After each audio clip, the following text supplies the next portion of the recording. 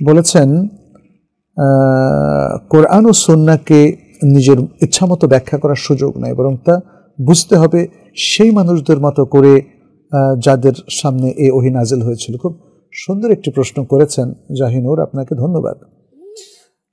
এটি অবশ্যই বিশুদ্ধ কথা। আল কোরআন ওয়াস সুন্নাহকে আজকে মানুষ সালাফের ফাহাম থেকে বিচ্ছিন্নভাবে বুঝতে গিয়ে অনেক গড়বড় করে ফেলছে। মানুষ তার নিজের ব্যাকগ্রাউন্ড, নিজের লিমিটেড জ্ঞান অনুযায়ী ব্যাখ্যা করে, কিন্তু এই কোরআন ও সুন্নাহকে ব্যাখ্যা করতে হবে নবী সাল্লাল্লাহু আলাইহি সাল্লাম যার উপরে কোরআন নাজিল হয়েছে এবং যিনি কোরআনের ব্যাখ্যা স্বরূপ ওহী মারফত জ্ঞানপ্রাপ্ত হয়ে সুন্নাহ উপহার দিয়েছেন। তাহলে তার আশেপাশের লোকগুলো যারা তাকে দেখেছে, তার সাথে ইন্টারঅ্যাক্ট করেছে, তার সাথে আলাপ করে বুঝেছে, তার দার্সে বসে সবকিছু জানতে পেরেছে, ওই প্রজন্মই কোরআন হাদিসকে সবচেয়ে ভালোভাবে হৃদয়ঙ্গম করেছে এবং সেগুলো সব আমাদের কাছে আছে। আমরা হাদিসের গ্রন্থগুলোর মধ্যে সাহাবায়ে কেরাম থেকে সেই সুন্দর জ্ঞান পাই।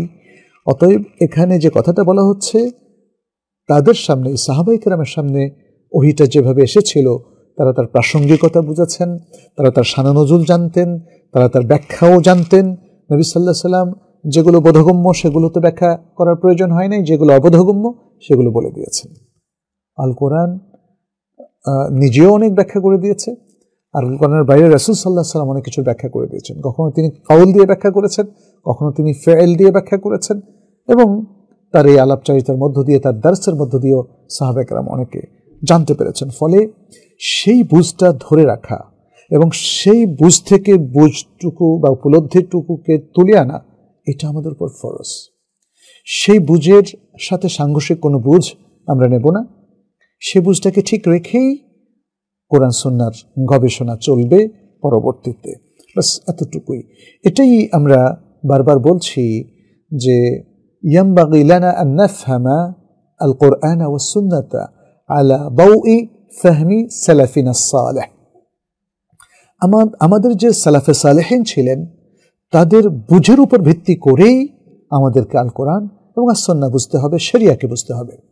আর সালাফে সালেহিনের পুরো ভাগেই আছেন সাহাবায়ে কেরাম, এবং তারপর তাদের সত্যিকারের অনুসারী তাবেঈন, এবং তাদের যথার্থ অনুসারী আতবাউত তাবেঈন, যাদেরকে আমরা বলি তাবউত তাবেঈন।